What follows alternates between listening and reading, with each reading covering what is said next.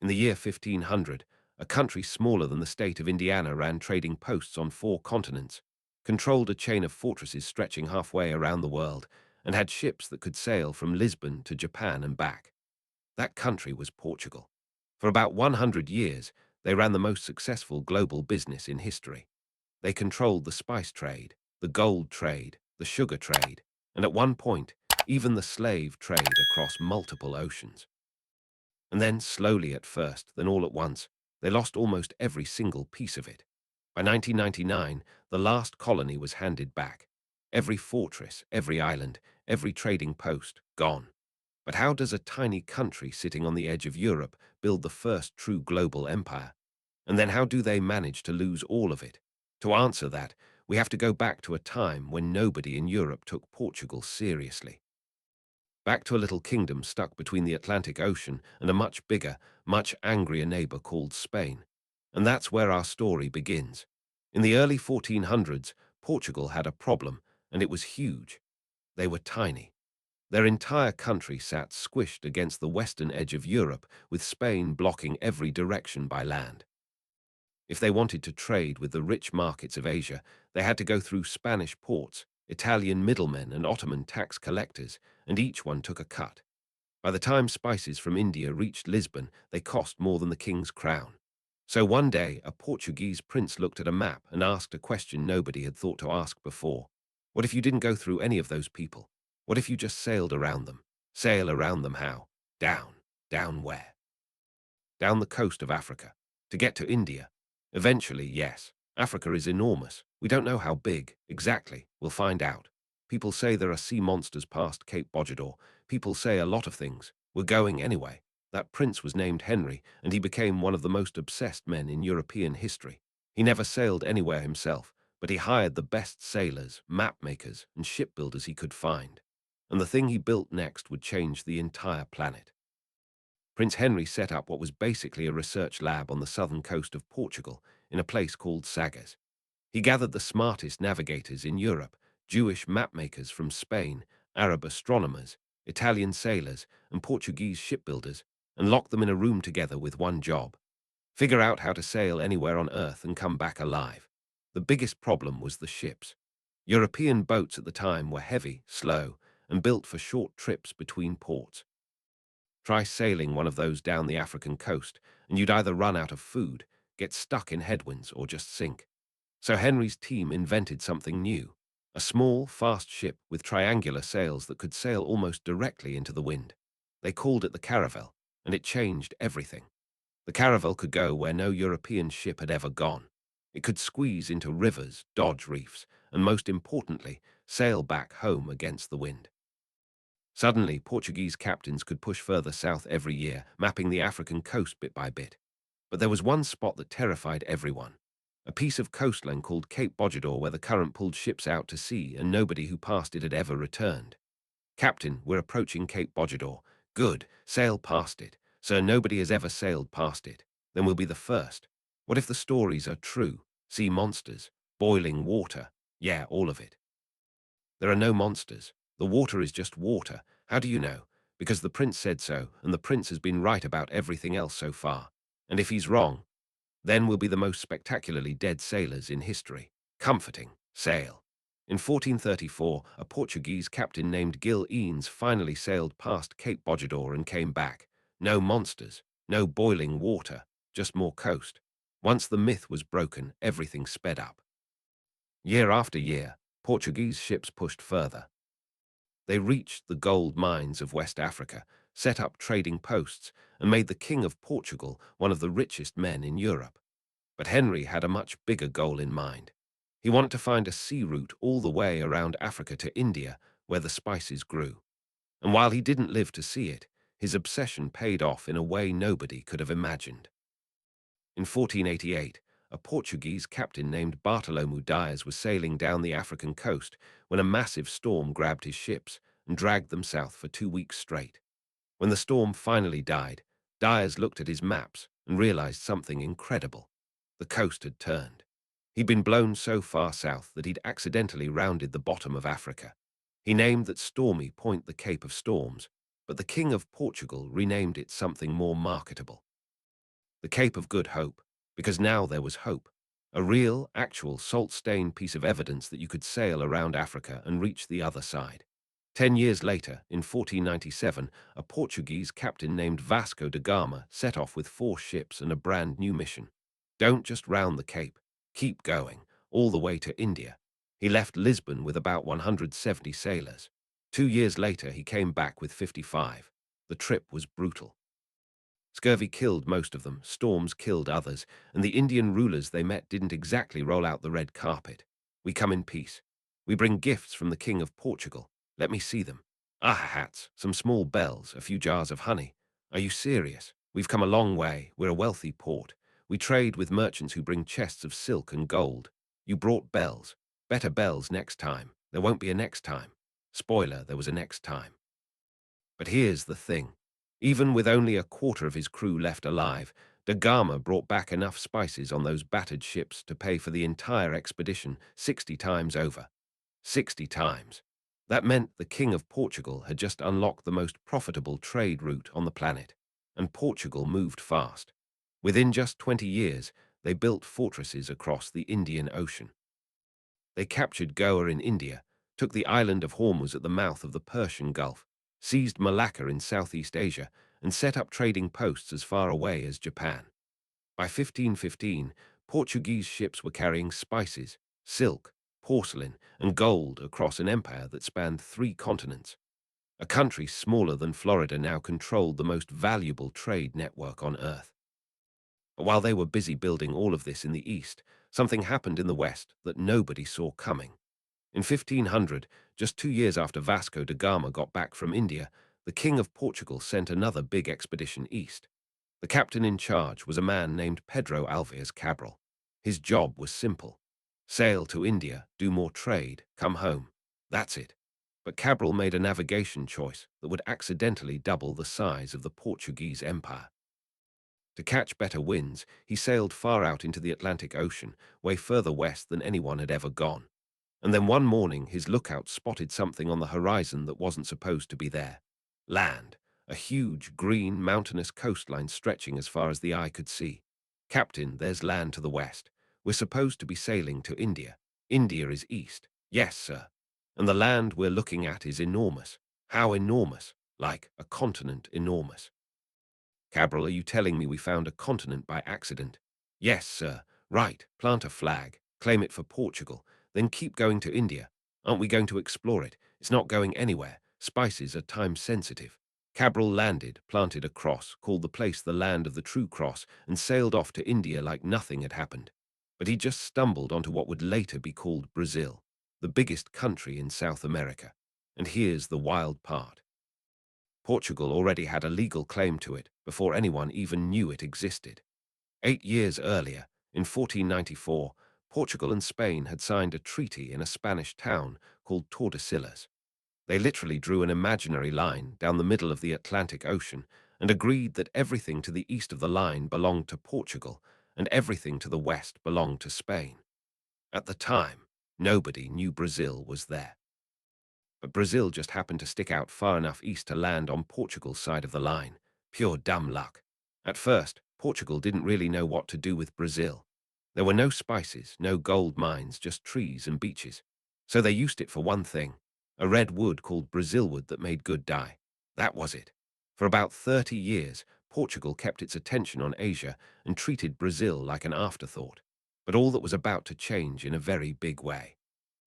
Around the 1530s, somebody in Portugal had a very profitable idea. Sugar. Europe was going absolutely crazy for sugar. It was the cocaine of the 1500s. Kings and queens couldn't get enough of it, and the price was sky high. The problem was, sugar grew best in hot, wet places, and most of Europe was neither. But Brazil was perfect. Endless coastline, tropical climate, and rivers everywhere. So Portugal stopped treating Brazil like a forgotten parking lot and started turning it into a sugar factory. The only problem was that growing sugar takes an enormous amount of labor, backbreaking work in brutal heat. The Portuguese first tried to force the native people of Brazil to do it, but disease and resistance made that nearly impossible. So they made one of the darkest decisions in human history. They started shipping enslaved people from Africa to Brazil to work the sugar plantations. For the next 300 years, Portugal would transport more enslaved Africans across the Atlantic than any other country. Around 5 million people. That number is staggering and worth sitting with. The wealth of Brazil, and a huge chunk of the wealth of Portugal, was built on that horror. By the late 1500s, Brazil was producing more sugar than anywhere else on earth, and the money pouring back into Lisbon was unbelievable. So now Portugal had two giant empires running at the same time. The spice empire in Asia, with fortresses from Africa to Japan, and the sugar empire in Brazil, growing bigger every year. A country of fewer than 2 million people was suddenly the richest, most globally connected nation on the planet. They were on top of the world. And then in 1578, everything started to fall apart. That year, a young Portuguese king named Sebastian decided he wanted glory, so he led an army into Morocco to fight a war that nobody had asked for. Sir, are you sure about this campaign? The Moroccan army is much larger. God is on our side. That's not really a military strategy. It is when you're a king. The Battle of Alcácer was a disaster. Sebastian was killed. Most of the Portuguese nobility was killed with him, and Portugal suddenly had no king, no army, and no clue what to do next. Their giant, rich, neighboring enemy noticed immediately. That giant neighboring enemy was Spain, and the Spanish king at the time, Philip II, happened to have a Portuguese mother, which meant he could legally claim the empty Portuguese throne. He didn't even pretend to ask politely. In 1580, he marched a Spanish army into Lisbon, sat down on the throne, and declared that Portugal and Spain were now one big happy family under his rule. For the next 60 years, Portugal didn't really exist as its own country. It was a Spanish province. The Portuguese kept their language, their laws, and their flag, but every important decision was made in Madrid. And that's when the real damage started, because Spain had enemies, a lot of enemies, especially the Dutch. The Netherlands had been fighting a brutal war of independence against Spain for decades, and now that Portugal was technically part of Spain, every Portuguese colony became a legitimate target. And the Dutch were not playing around. They had built one of the most powerful navies on Earth, and they had a brand new business model. A company called the Dutch East India Company, basically a private corporation with its own army, ships, and the legal right to wage war. We're going after Portuguese colonies. All of them, all of them. They're spread thin across the entire planet. They can't defend every fortress at once. So we just pick them off one by one, pretty much. Like business expansion, but with cannons. Exactly like business expansion with cannons. I love this job.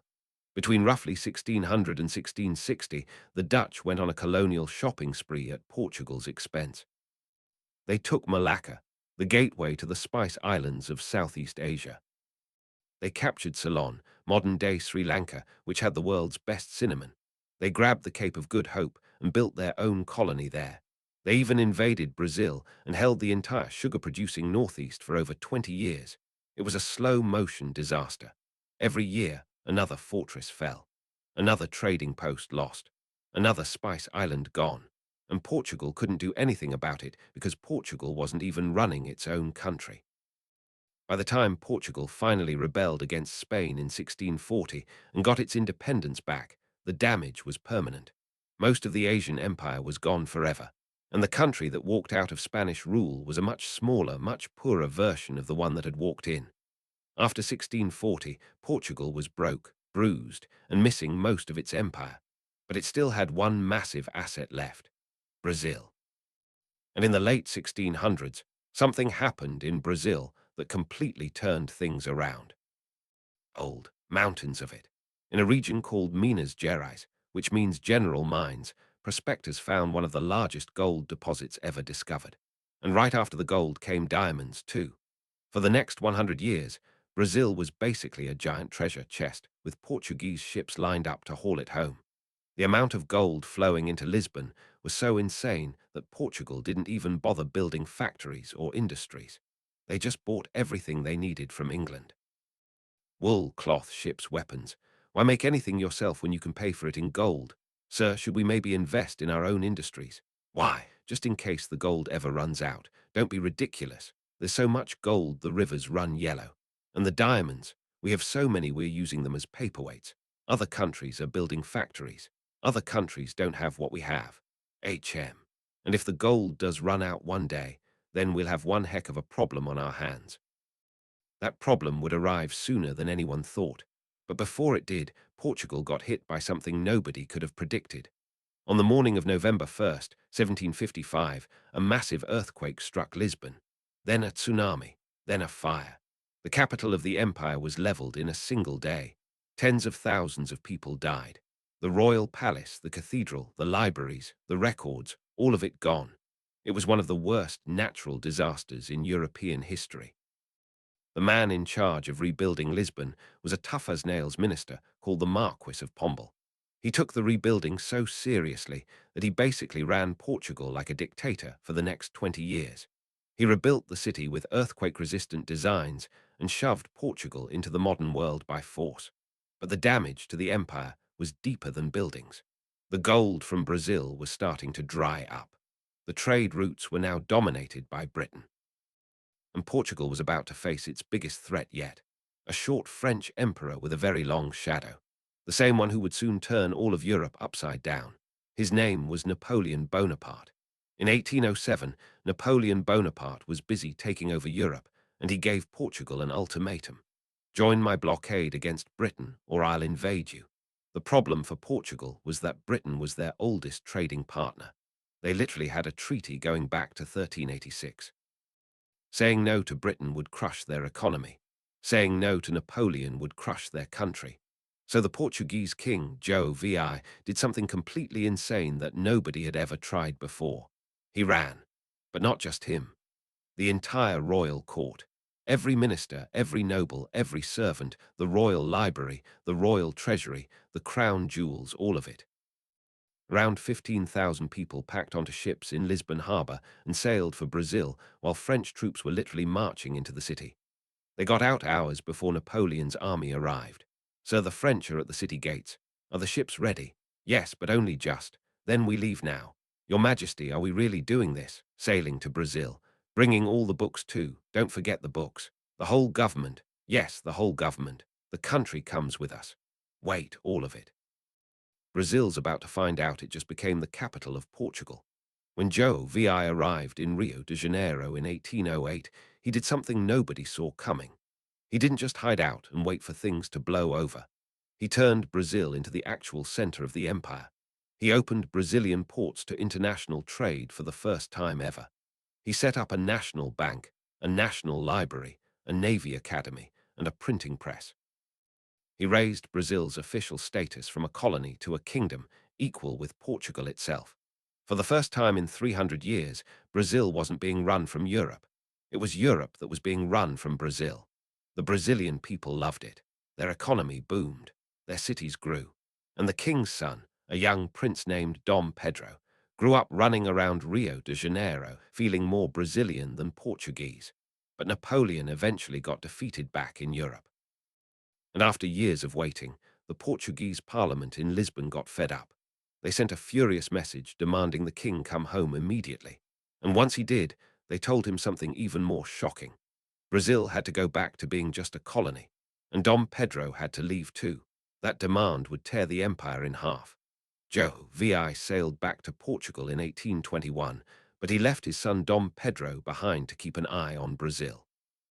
And then the Portuguese parliament made the biggest mistake in their history. They demanded that Brazil go back to being a regular colony. No more open ports, no more national bank, no more equal status, just back to being Portugal's farm. And Dom Pedro, he had to come home too, immediately. Brazilians were furious. They had just spent over a decade being the heart of the empire, and now they were being told to go back to the kids' table. They begged Dom Pedro not to leave.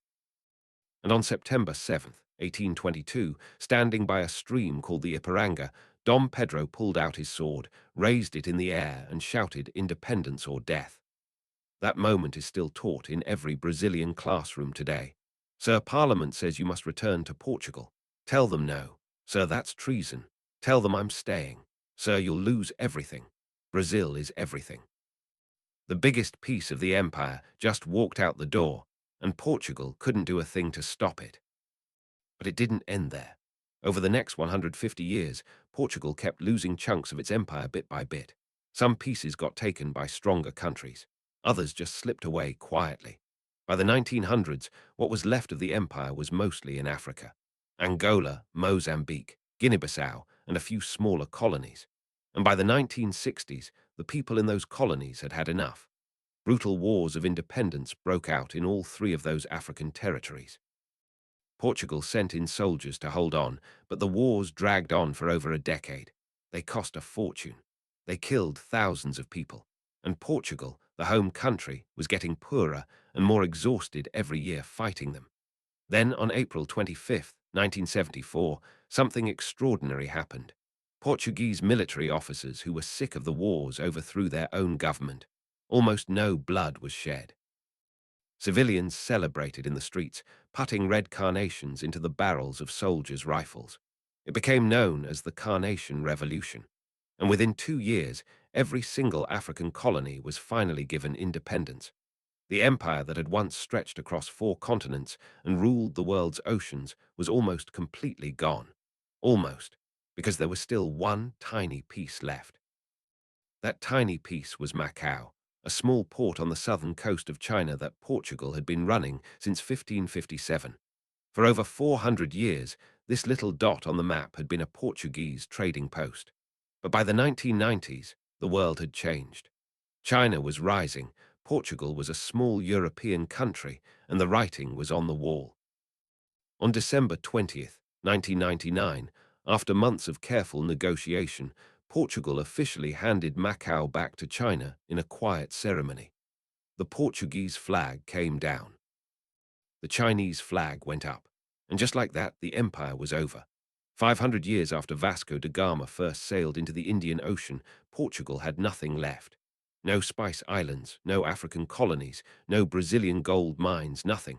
So how did this happen? How did the first global empire become the last one to let go? It comes down to a few things. Portugal was tiny. With only a couple million people, they could barely staff the empire they built. Every soldier sent to India was a soldier not defending Lisbon. Every governor in Africa was a noble not running things at home. Then there was the money problem. All that gold from Brazil and all those spices from Asia made Portugal so rich that they never built their own factories. So when the gold ran out, they had no industry left to fall back on.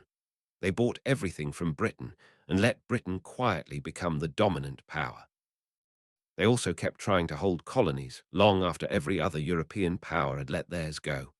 While Britain and France gracefully exited their colonies in the 1960s, Portugal dug in and fought brutal wars for another decade, draining itself completely.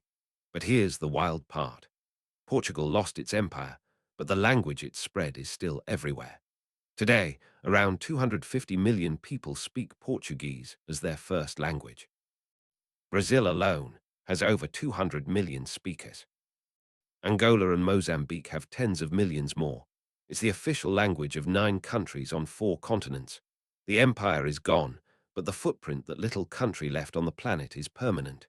If you made it this far, you probably love history as much as we do. So hit like, hit subscribe for more deep dives like this one, and check out the next video on your screen right now.